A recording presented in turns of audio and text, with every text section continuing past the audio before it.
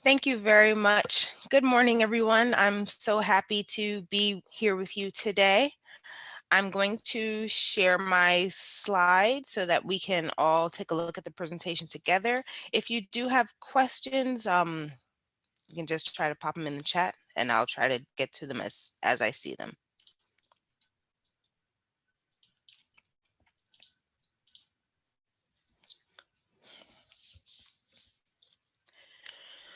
So I'm specifically talking to you about an outreach event that I created, which we titled Stand Up and Speak Out, a social justice series at the Borough of Manhattan Community College. It came about in early 2020 as a way for students to learn more about social justice issues and how to get involved. As I'm sure many of you are aware, there were quite a few social justice issues happening around that time, not, excluding all the police brutality and the issues of the such. So we wanted to find a way for students to get involved and to learn about the issues in a way that was safe for them. We decided to have different topics for each session. Now, I should point out that I did not have any money to offer to speakers of the session. Everything was on a completely volunteer basis. So I reached out to my colleagues at BMCC, and I also reached out to other organizations that may have been interested in talking to students and willing to do so for free. The series was open to all CUNY students, faculty, and staff. We also offered what was called CCT credit. Now for BMCC, that is co-curricular transit credit, meaning that on your transit, you get a little indicator that you partake in this particular event. And when you go on to transfer, it looks pretty good on your transcript. And like I said, I needed completely volunteers because I had no money in order to do these sessions. So everything was on a completely volunteer basis. Our first session was about activism. This was the very first introductory session in the fall of 2020. What this particular presenter did was in regards to the law and activism, and that was more so how to get involved in activism at the ground roots and legal level, how to transform power relations, how to really start a discourse and how to change these issues, and how to get involved in things such as local politics in order to try to make a change. We also had a session involved in privacy, anonymity, and activism. It became a very big issue as different tech giants such as Apple and Facebook were using their platforms in order to not only keep track of activists, but perhaps they were in conversations with certain groups in order to track down activists and, as you can see, turn them over to the police. So this particular session was about how to get involved in a tech space, how to be safe online if you are trying to be involved in the issues.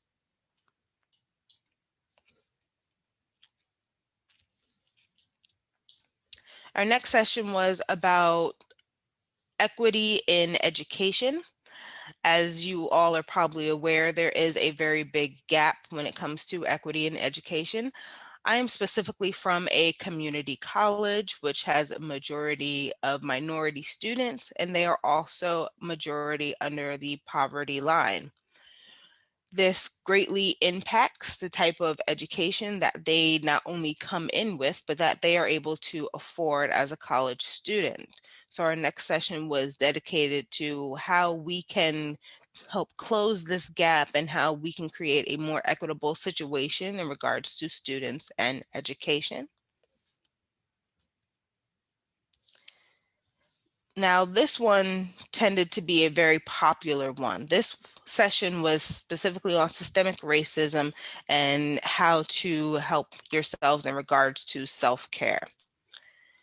The issues that were happening created a very real sense of trauma in our students and in our faculty. It became a real challenge for students and faculty to not only connect with each other, but how to help themselves to still feel safe in their environments, especially in regards to reaching out to their professors if they were having personal issues with some sort of social justice issue, if they felt they could not talk to their professor about their personal trauma and why it was impacting their student work, then they were unable to get help.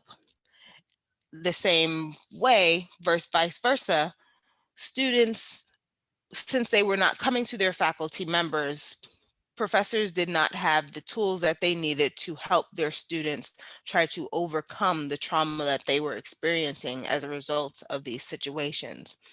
So we had a wonderful presenter come and do a whole session on systemic racism and self-care, and gave everyone some really great ideas on how to help themselves, take care of themselves, and how to communicate with each other, not only about these issues, but about their own personal feelings in regards to the issues. The most recent session that we had was on resources for immigrant communities during the COVID-19 pandemic. And this was actually presented by a representative from the Mayor's Office of Immigration Affairs. I was very happy with this presentation. It contained so many resources that BMCC had previously not known about in regards to helping our students and their families. We do have a rather large immigrant community in BMCC and around the area that BMCC is in. And these resources were previously unknown to us, such as resources to help students not only get financial aid, but help them in regards to food safety, help them in regards to family members that they still had that may have been living in different countries, help them in regards to their housing. So this ended up being a very informative session for BMCC. We do try to make a real impact in our struggling students' lives in regards to their safety and helping them maintain their not only academic level, but in maintaining their home and being in a safe environment. Our resources for immigrant students was, I feel, a little less, but now that we've had this presentation, it's led to a lot of different talks between myself and the Student Affairs Office, which are now trying to roll more of these types of programs and more of these resources into their regular offerings for our immigrant students. So I'm very happy with that. Now, I do have quite a few different goals for our future events. Quite honestly, one of the things that I've been hoping to do for a very long time is a Black Lives Matters history event. Hopefully, I would like someone to come and speak about the history of the organization and how it came to be. I feel that students would benefit from learning about this particular organization. There's a lot of media attention on it, and it's hard to decipher what's real, what's not, and it's hard to understand how this group operates and if you want to be involved. So I'd like a history of the Black Lives Matters event. I would also like an event in regards to legal equality. As I said, many of our students are minority students and below the poverty line. When it comes to legal issues, they are often not able to afford the type of legal help that others might. So I would like an event that helped them learn where they could go for more legal assistance. And I've also been reaching out to the ACLU in regards to someone possibly coming to speak to our students at an event. still working on that one. Cross your fingers for me, everyone, in the hopes that I can get that going.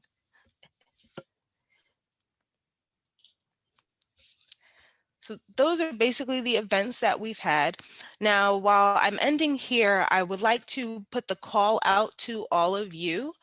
If you feel that you can be involved in this series in any way, whether or not you would like to present yourself or whether or not you know of someone who might, I do encourage you to email me. My email address is on the screen. As I've already said, I don't have any money, but I can offer you a wonderful audience who is interested, a co-host that will approach you with a smile, and the sincerest gratitude of the BMCC community. So if you are interested, please let me know. Thank you. Thank you so much. So we have a couple of minutes for any questions. I can keep an eye on the chat and convey those, or I think people can unmute themselves if you want to ask your question verbally.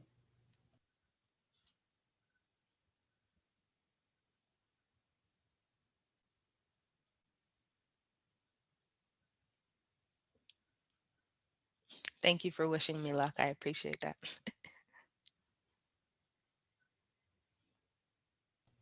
I guess I have a question if nobody else is going to go. I'm just curious about if you're collaborating with other community colleges in the CUNY system. Are they interested in getting in on these programs? So we haven't collaborated as of yet, and that's only because with COVID, some of our other systems were not open and it was hard to get in contact with them. But now that we are opening in a partial capacity, I do want to reach out to especially the other outreach librarians who I already know, reach out to them and see if we can communicate and collaborate in some way. Thank you. So I don't see any questions in the chat. So I'll put out the last call, and if nobody else has a question, we can move on to our next presenter. Going. Thank you again, Sharell. Thank you. All right, so with that, I will pass things over to Mechele Romanchock. Mechele is the Director of Libraries and the Public Services Team Leader at Alfred University, and she'll be talking to us about potted plants, growing a library outreach event using recycled K-Cup pods. Take it away, Mechele.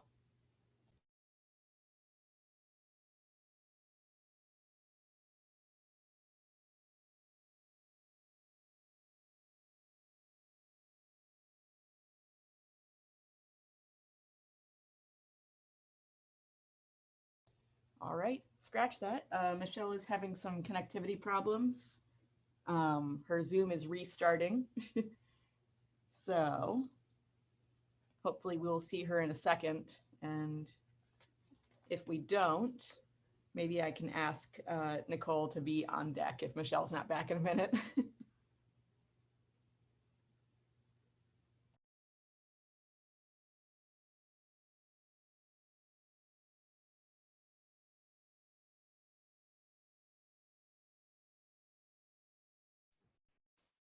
Samantha, Nicole says it's no problem for her to go ahead. So why don't we just come back to Mechele, let her heart rate return to normal before she has to present. It's not a virtual conference until somebody has technical difficulties. We're on day 3 and it's the first one for room 4 anyway. So knock on wood. It had to happen. Not that you're keeping track, right, Rebecca? So we will come back to Mechele, and in the meantime, thank you, Nicole, for being flexible, and it's my pleasure to introduce Nicole Hellregel, who is the Student Success Librarian at Purchase College, and she'll be speaking to us about growing an academic library book club, strategies for in-person and virtual contexts. No problem. Hi, everyone. Let me go ahead and get my slides up. All right, hopefully you're seeing slides. So yes, I'm student success librarian at Purchase, meaning I do a lot of outreach. I'm also liaison-wise the sciences librarian, though that won't really come into play today. And yes, from Purchase College. Here today to talk about a book club. Okay, so just to give a tiny bit of context for those who aren't aware, Purchase is one of the smaller SUNYs, like 3,000 to 4,000 students. We're mostly undergrad. Normally, about 2/3 of our students live on campus. Obviously, that got kind of upended by COVID, but is coming back. And then many who don't live on campus commute from very nearby, so either New York City or parts of Westchester, and then some from other parts of the surrounding areas. Yes, as student success librarian, I do a lot of outreach and programming, and I actually only started at Purchase in January 2019. So I had about a year and a couple of months under my belt before COVID hit, and had started this book club before COVID and have luckily continued it through COVID. The impetus for the club was entirely student driven. I'm willing to try out a lot of outreach things that are sort of, low cost and low effort to see how they work. But something with enough effort and cost as a book club, I would not have done if students had not asked for it explicitly. I do a lot of tabling at various fairs and things on campus, and had been asked multiple times by current students, new students, and even prospective students, does the campus have a book club? Does the library have a book club? That have been happening a lot, and I kept having to say no. And then the Office of Community Engagement, who runs a lot of like outreach programming and fun programming things on campus, actually reached out to me and said, we're interested in starting a book club. We would want to obviously do so in partnership with the library. Is that something you're interested in? And I was like, as it turns out, yes, a lot of people are asking for it. So that was really key to sort of starting the club and then getting it going, because they have a lot of experience with programming. In terms of sort of the planning and then our strategies for how to get it going, we wanted the actual books selection to be very student driven, but we needed to like get it off the ground to start with. So we picked the first book, but then most subsequent books were picked by the members of the club. In terms of promotion, we did posters. This was the first poster that I just made in Canva, something. And put up around the library and on campus. And then we also use the library's social media, as well as the Office of Community Engagement's social media. And then we also are able to send email blasts to all students and to all of campus. We ended up actually sending it to all of campus. We were thinking of this primarily as a student club, but it is open to everyone at Purchase. We have had mostly student attendees. So then in terms of scheduling, we kind of roughed out a schedule of about twice per semester. So once actually quite early, either August or January, with the goal of promoting it either during or before break, so that students would read the book over break. So then we have the meeting early in the semester, and then a second meeting sort of after midterms, but well before finals, so that they would read that book sort of during the early part of the semester when they hopefully don't have as much going on in terms of like big projects or tons of reading for courses. And then the setting, we had our in-person meetings before COVID in a spare classroom in the library.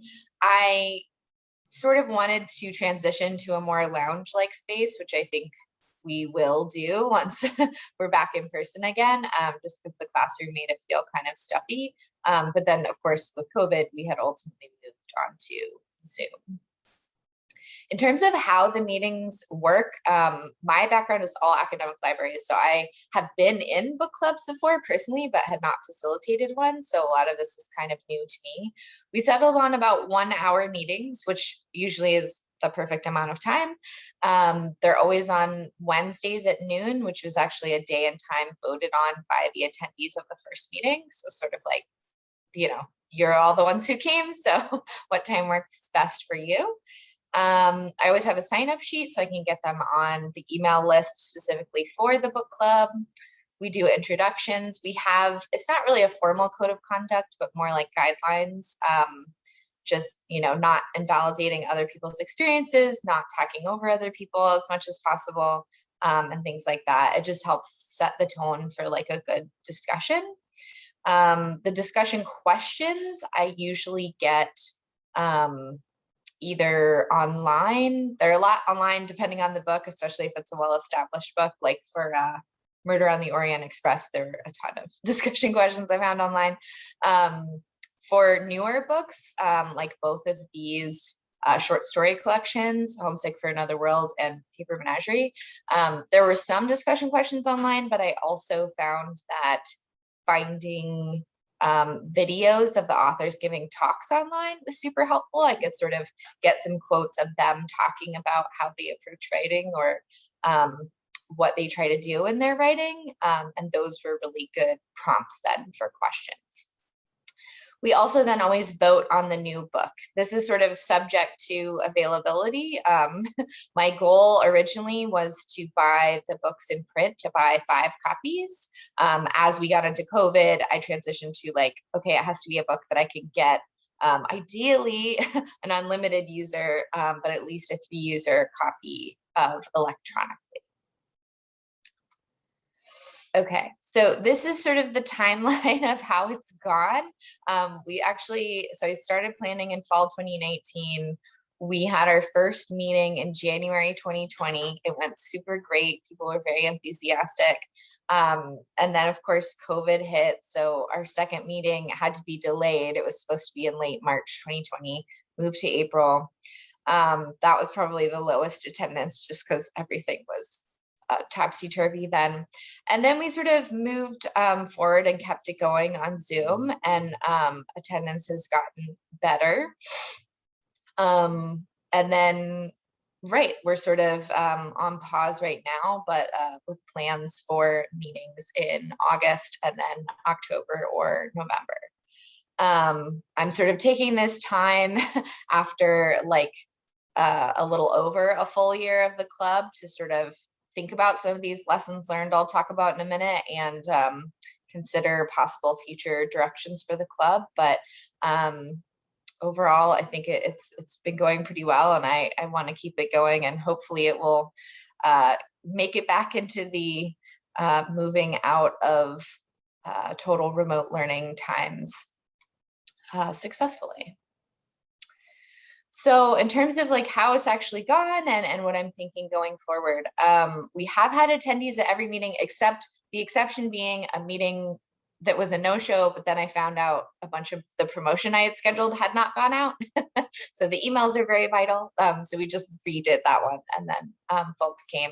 It's still pretty small. So 8 people has been our max so far, which I know seems small, but we're a small campus, and it's, we're still sort of building it. And a lot of folks have come back repeatedly and really enjoy it. And all of the meetings have just been so lovely. The students get really excited to talk about the books. So it keeps me motivated to keep it going, even though it's certainly smaller impact numbers wise than a lot of the other outreach events I've done. In terms of lessons learned, with promotion, emails are the most key.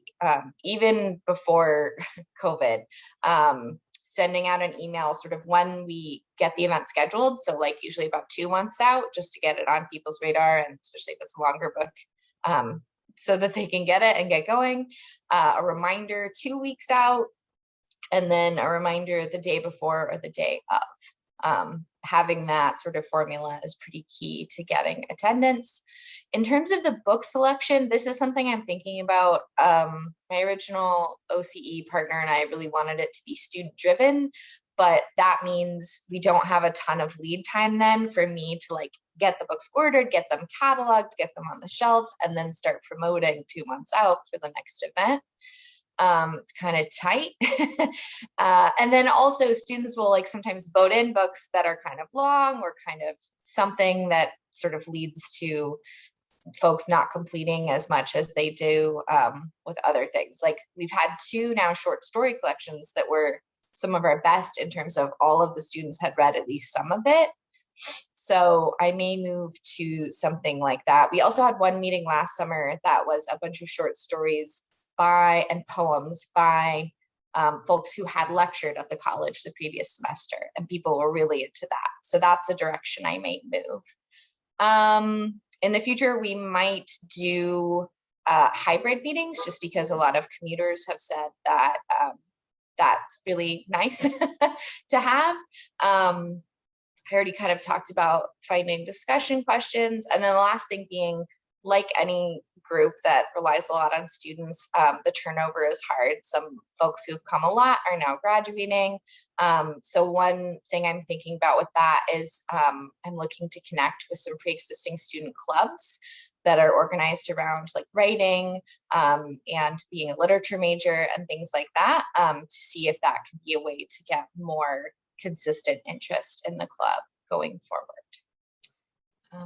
So with that, I will wrap up. Please reach out if you have any questions that we can't cover today, or ideas, or if you're doing something. I know one of the other presenters this hour also has a book club, but I'm always happy to chat with folks or to share ideas or answer questions about how ours has gone or get into logistical details.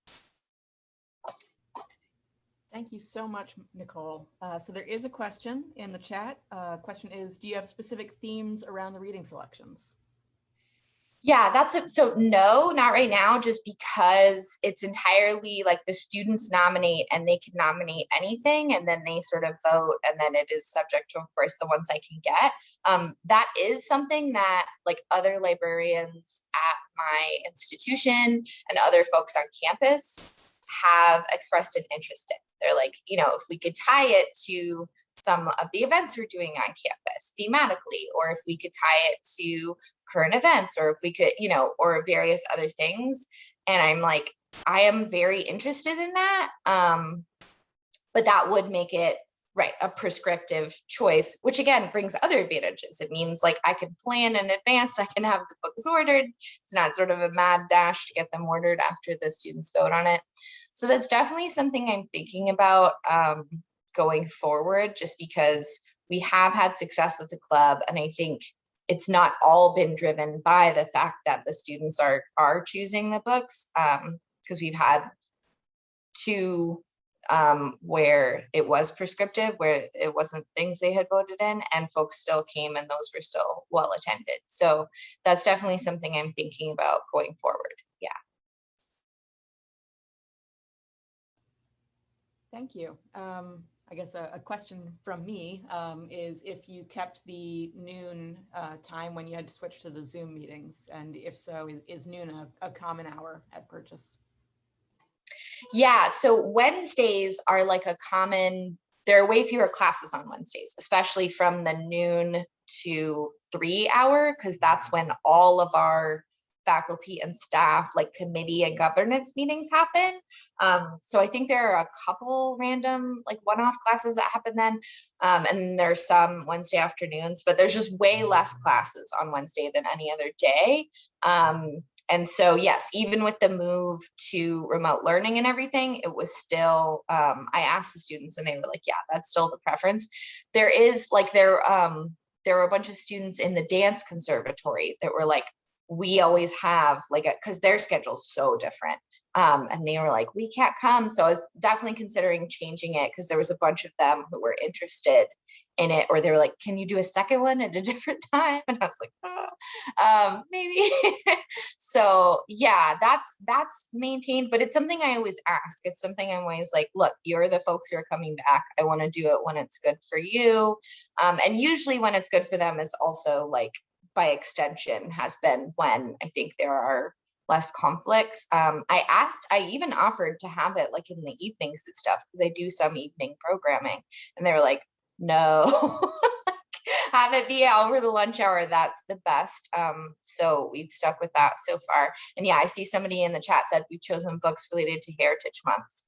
Yeah, I think that could definitely be something something fun and interesting. We've definitely worked with our multicultural center to do book displays related to Heritage Months. It's usually not just like the Heritage Month book display. It's usually more specific within that group or topic. So yeah, I think that's like a potential like thematic area that could be really great to explore.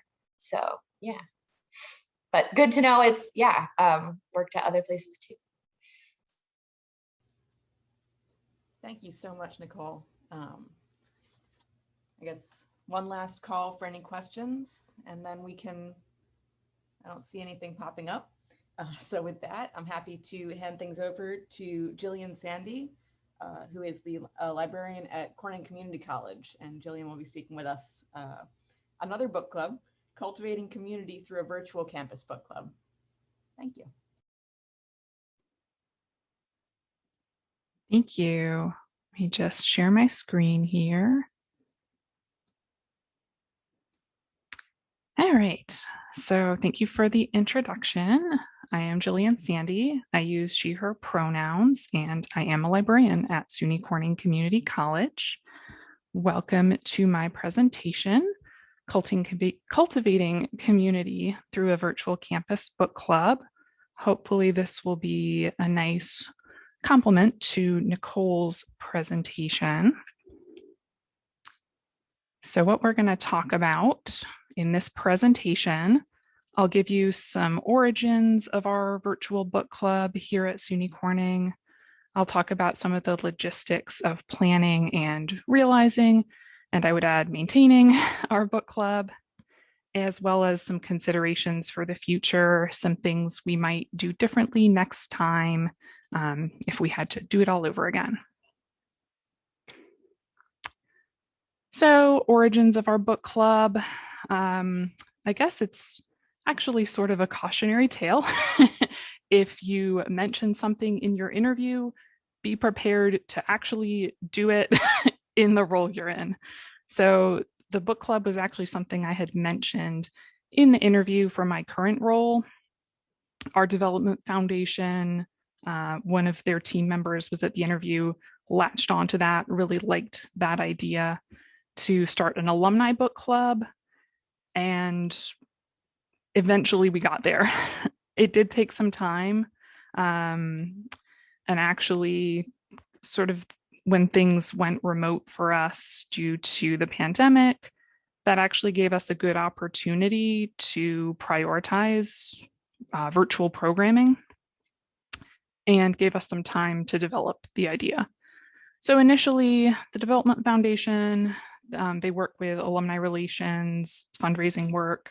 They were really interested in having an alumni book club. We sort of expanded that idea to include more people, perhaps to get more buy-in, more participation. It's now an open book club, faculty, staff, students, alumni, basically anyone who's interested. If you wanted to participate, you could, but it's mostly our campus community. And it even evolved from having an idea of the academic year being our focus to a year-round book club. We are still meeting this summer because that's what our attendees wanted to do. So if we're going to talk about how we started the book club, I think it's a good idea to also talk about why we started it. Similar to SUNY Purchase, this was requested by students. That's the most important factor here. I heard from quite a few students, despite starting my role relatively recently, I got quite a lot of feedback that students would like a book club to happen here. The other advantage for me was being in a relatively new role. It was a good opportunity to work with other departments on campus. I've been kind of looking for opportunities to work better with other departments. And since I knew the Development Foundation was interested in this idea, there was sort of a baked-in partnership there. As many of you have likely experienced this past year, Offering programming for remote learners has been a priority. So there was opportunity for that. There was also the possibility of supporting diversity initiatives through the book club. We have focused on reading works by historically excluded authors. So that ties in well with supporting our diversity center and campus initiatives, as well as building community. I think that's one thing that has sort of tied everything together during a time when people have felt very isolated, very disconnected. We can at least come together virtually and share the experience of reading a book together. So I wanted to share our goals for our book club before I gave advice, because I will tell you upfront, we did not meet all of our goals. And we realized some of our goals were not very well defined. And by ours, I mean mine. So first of all, our goal was to meet once a month. Mostly achieved. We did take a break around January, December. We wanted attendance from lots of different areas on campus. We wanted some students, faculty, alumni, and staff to all participate. I will tell you, faculty and students haven't been as consistent attendees as our staff and alumni. So that's ongoing work that we're doing. We wanted to read works by historically excluded individuals with a focus on writers of color, but we also like to include LGBTQ individuals, individuals of different abilities, and other groups. And I'll talk about this a little bit as well. We also wanted our attendees to select the titles that we read, which has created some challenges with ensuring that our works are representative, ensuring that they're an achievable page length to read in a month, and making sure that these are titles that are available in local library collections. We have a $0 budget for this program, so we're not able to purchase copies of titles. So my solution was, is it at least available as a print book, ebook, e-audiobook in our local public library collections or New York Public Library system? And another goal we had was to identify hosts who might be willing to lead future discussions. I see this as a very collaborative book club. We want buy-in. We want people to feel that this is their book club. So that's one reason that we had attendees select our titles. And that's a reason that we've asked for other people to host. So far, I've only had one other person besides me who has wanted to be in that role. So also a work in progress. All right, so shifting gears a little bit, what if you want to have a similar event at your campus? Here are some things that you might want to consider. So first of all, identifying goals and what success means to you. Basically, with anything you're going to assess, have a measurable outcome. As you could see from some of our goals, we didn't always do that when we created those goals. So defining that better. Also, when you're initially doing your planning, who do you want to participate? Is this a club for students? Is it for different groups? Who might be interested? Who might get the most out of this kind of concept? And related to that, who can you partner with to make that happen? Are there other departments on campus, student groups, individuals who you know might have shared goals? Those can be really good places to start. Some other logistical considerations. What titles will you actually read? Will it evolve around specific themes, which some people have already brought up? Or is it sort of a more free-for-all? who will be represented in what you read and how will they be represented? Cost, do you have a budget for this? If not, what are some things you can do to eliminate that or at least reduce it as a barrier for attendees? And other considerations that might inform the titles that you select. Another related element, who is going to decide what you read? Are you ultimately the person who decides? Is it someone else? Is it the group? How are you going to reach a consensus if it is a group decision? Think about what guidance for discussion is needed. We've had a really loose discussion format because with our regular attendees, we now have a comfort level where people are just kind of idea sharing. But if there are specific themes and ideas you want to talk about, think about if you need more structure, and think about what you're going to do if you ask these open-ended questions and are just met with an awkward silence. And then an additional consideration, how and where will you communicate information with your current attendees and with people who you would like to be your future attendees? So some ideas for next time. What will we do if we are thinking of the next season? Remote, in-person, or hybrid has already been discussed a little bit by Nicole, but that's a consideration for us as well. Remote gives us the advantage of having people from across the state being able to participate, but some of our book club attendees have already asked, can we make this in person for next year? So there are some logistics there to consider. One of our goals is to have more student engagement. We've had quite a lot of alumni, staff, and there has been some regular faculty attendance, but students are where we'd like to see more participation. My suspicion is one barrier is that we don't have copies available of the books. Sometimes we have one copy, but a physical copy hasn't always been helpful this past year. So if we can think about budgeting or funding for books, if we could perhaps collaborate with another area on campus, maybe there's some college swag we can offer to our attendees. And some notes for next time, keep attendance stats. I'm notoriously inconsistent about actually recording our number of participants.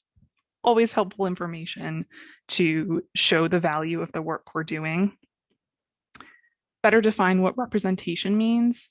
So to me, our goal should be own voices, writers from historically excluded groups who have authored the books we read. That hasn't always translated, I guess, to our attendees' understanding of that. So we did read The Giver of Stars by Jojo Moyes, which addresses themes of racism, but is written by a white author.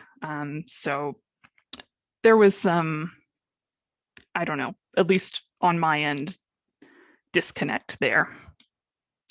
And one additional strategy that I think might help us with that is to invite attendees to choose from a list. It gives them some agency, some input, but it does help keep us on track with representation, with page length, with availability in local libraries.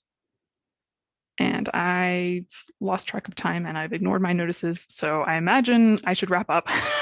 I did want to share the reading list. That's always the first thing I want to know about book clubs. What are you reading? On this list so far, my favorite has been Sharks in the Time of Saviors by Kavai Strong Washburn.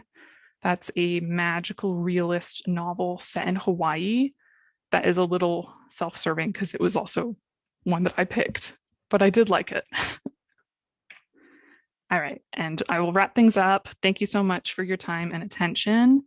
If there's time for questions, I will take a look at the chat or feel free to ask. And you can always contact me at jsandy@corning-cc.edu if you think of something later. Thank you so much, Jillian. So just we'll do a lightning round for lightning round questions. All right. There have been a couple of comments in the chat. Nicole loves the idea of hosts outside the library, especially if they're connected to groups that could encourage other populations to attend. Sharell recommends incentives, especially food for in-person meetings, because event attendance is always a struggle. So extra credit, food, anything that can help encourage people to come. Yes, thank you. That is a great suggestion. And Paulina asked if you, or I guess anybody else running a book club, considers if there's an audio version of the books for people who prefer that or who learn through different modalities. Yeah, so when I'm looking in the local library collections, I'm looking at whether they have a print book, but my priority is ebook and e-audiobook in Libby or Overdrive. Yes, thank you. That is a great consideration. And then final question, Joanna just mentions kind of pondering about a short story club to help with some of the challenges of page length and access. Yes, that is a great idea. Some of our attendees have talked about the possibility of like reading poems as well. Like everybody picks a poem and then we just talk about it there. There's not a lot of reading that has to be done in advance that way. And I think short story collection would be a nice idea too. It would work well. So thank you. All right. Thank you. Thank you, Jillian. Thank you to all of our questions and comments in the chat. There are some great ideas there. If you don't have the chat open, I'd suggest popping it open and taking a look.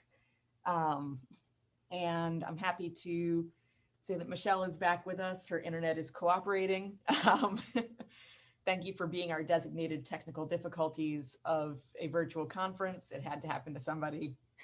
And we're looking forward to hearing about the potted plants, library outreach using recycled K-cups.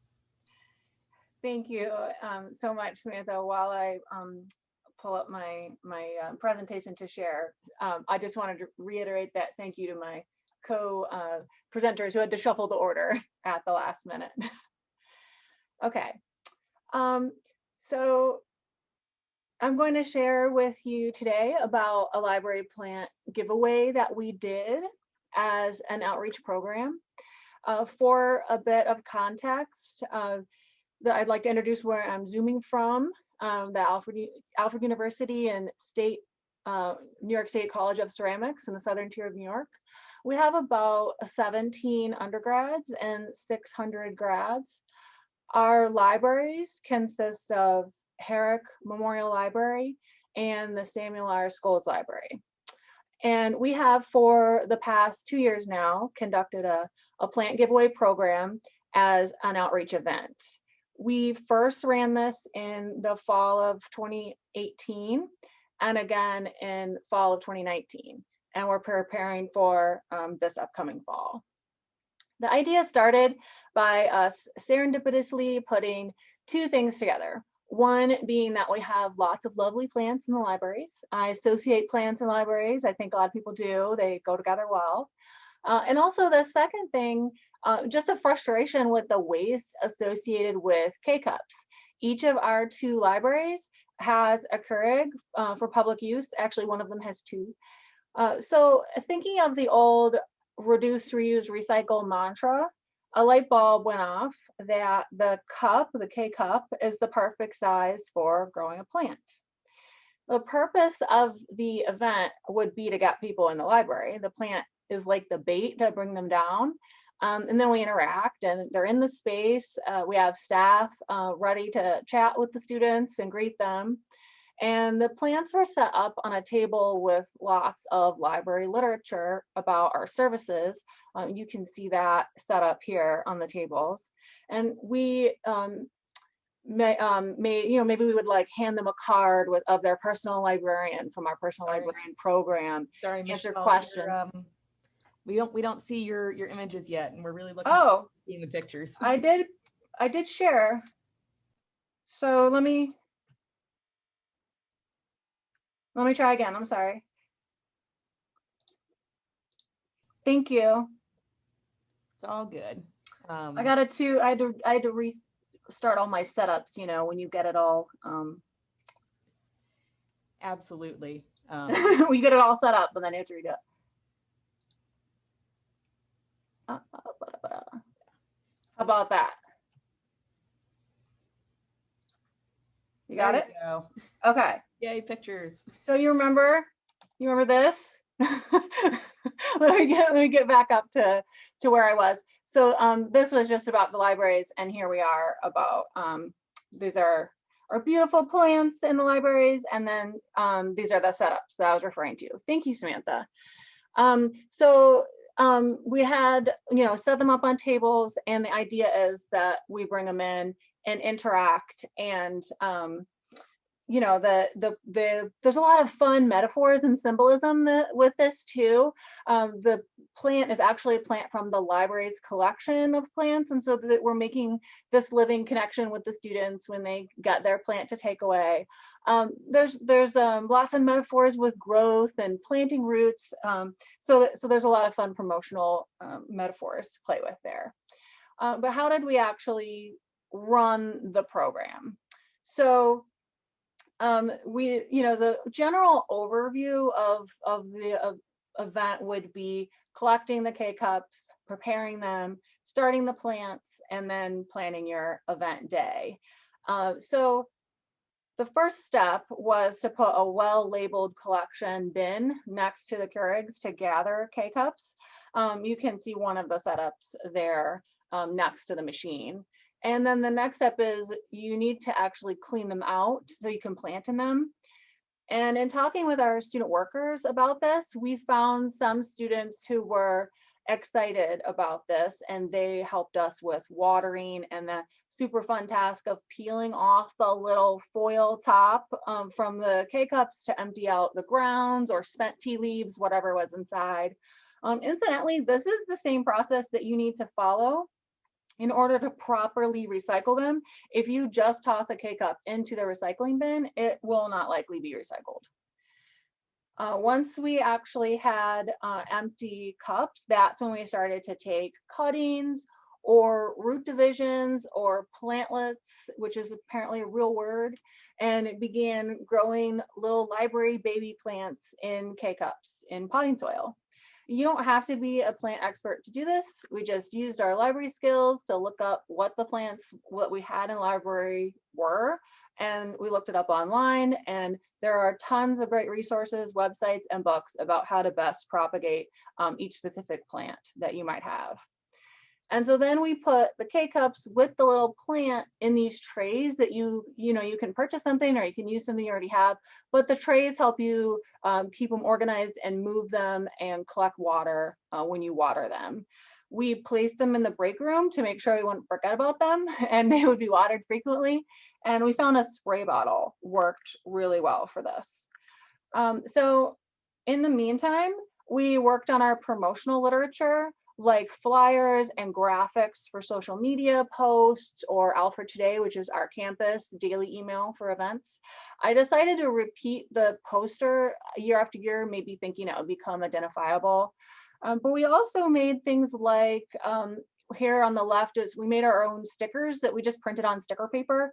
And then like on the right here is an example of just the kind of flyer promoting our libraries in general that we would have available. So as I said, the first year we did it was 2018. This is actually a picture of 2019. Jillian, you mentioned in your presentation that you forget to do stats. I forget to take pictures. So remember to take pictures at your events. So don't really have any pictures from 2018. But that first year in 2018, we had 100 plants, and we thought that sounded like a lot. As with any new thing, we didn't really know what to expect. And so we had 50 plants at each library on tables set up, and we advertised it as just like a drop-in, and figured it would go all day while supplies last kind of thing. But rather to our surprise, we had people there right at opening at 8 a.m. who were waiting for plants, and that was not compatible with my leisurely setup pace that I thought, that people would just kind of wander in, And so actually all the plants were gone by 10 a.m. and the majority were gone by 9:30. So all the rest of the day, people were coming by and asking about plants, and we had to tell them that we were out.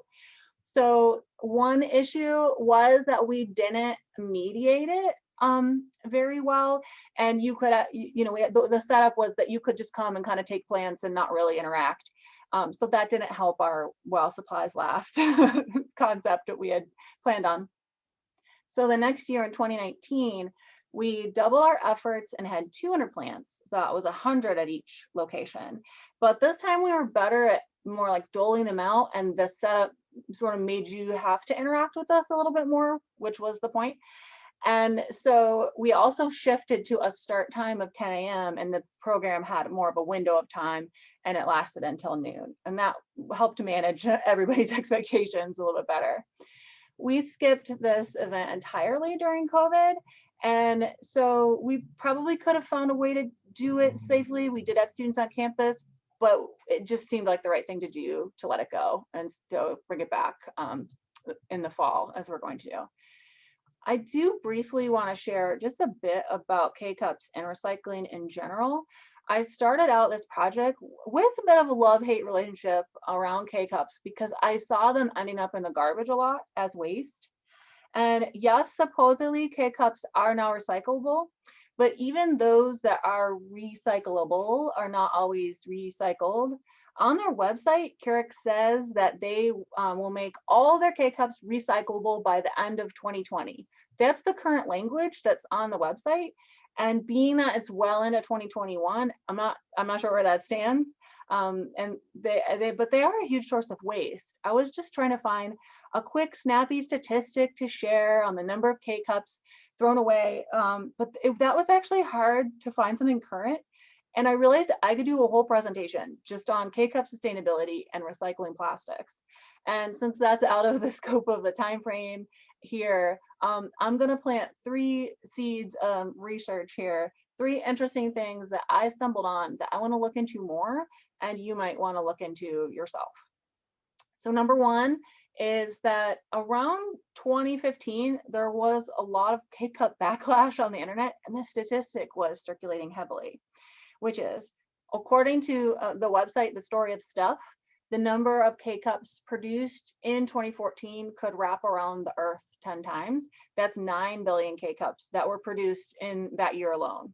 And other sources I found show that about 10 billion additional K-Cups have been produced each year since then. So according to research seed number 2, according to an article in The Atlantic, Keurig founder John Sylvan has some regrets about ever inventing it due to the waste issue. And research seed number 3 is, I found that according to the EPA, only about 9% of plastic produced in general, of all plastics, not specifically K-Cups, but of all plastics, is actually recycled. So I'm sorry that started to feel very depressing when I was researching all of this stuff. I need to look into these things more, but there are things we can do. So let's bring it back to the positive of a sustainability program, or some alternatives here.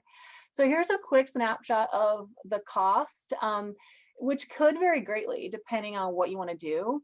The K-Cups you're already purchasing, you already have theoretically in doing this, so there's not an additional cost there. You do need to put the K-Cup on something, as I mentioned. It's really, really hard to work with a bunch of tiny little cups.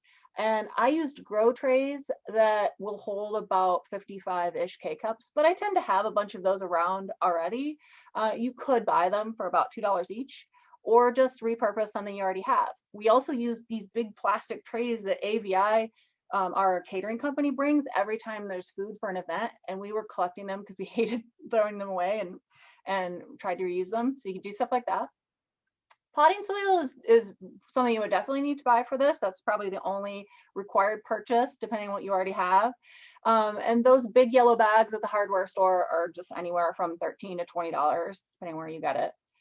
And we, even though we already had like a lot of plants in the library, I tend to buy maybe 1 or 2 new ones a year just to refresh the parent plants and provide some variety. And depending on what you get, you can spend $5, $10, $20+ on a plant. So the last thing I wanted to share is some things that I'm exploring for the future, other ideas to incorporate. So I was thinking that as I was researching these, just, looking for a few facts around K-cups and recycling, that sharing some of that information could be interesting at the event about sustainability and recycling in general. Also, we have verbally shared information about how to care for the plant, but maybe like a little takeaway handout or something would be helpful to people. And then partnerships, there's a lot of opportunity for partnering. We noticed that the Clay Collective on campus, we have an art school, the Clay Collective was making pinch pots to give away to incoming first year students. So we reached out to them about collaborating on that and having a plant and pot giveaway at the same time. And so that's an interesting partnership that's developing. And I'm also thinking about maybe what's the long-term plan for K-cups in the library in general. There are non-plastic pods out there to look into, but they're more expensive. Just weighing those things. We need a Keurig, or is there another option? And then I was thinking too that if you don't already have lots of plants in your library, this could be something to do with seeds rather than plant cuttings. That's certainly an option too. And then you could just expand it in that way. So I crammed a lot in there. So let me see, we can see if there's any questions or, yep. I do have citations, but I'll pause here for so much, Mechele. So we do want to wrap up so that people have time to grab another cup of coffee, which may or may not be from a Keurig, before their next session. But if people do have the time to stick around, we do have just a couple of comments and questions. Yes, Allison points out that you can get a reusable K-cup. It's kind of like a little mesh pockety thing that you can fill with regular coffee grounds, but use in a Keurig or plastic. And Kathleen asks, what kinds of plants make good parent plants? We have a lot of succulents, like a jade tree and other succulents. They're very easy because the little leaves, if you pluck them off and put them in soil, they will grow a new plant. And spider plants work really well. That's where I learned the word plantlet, because those little things that the spider plant puts out actually have roots, and that's apparently a plantlet. So those are 2 I would suggest work really well, but there's many others. Yes, I've always called those spiderlings, which I guess is not. I'm sure that's the technical term as well. Yeah, Kathleen also points out the seed library presentation from the other day. That might be a really neat crossover. Mm-hmm. +1 to Jade for being hard to kill, and they do okay if you forget to water them for a while, which is that is very helpful. My MO. So thank you to all of our presenters. Thank you to all of our attendees, and have a great rest of the conference.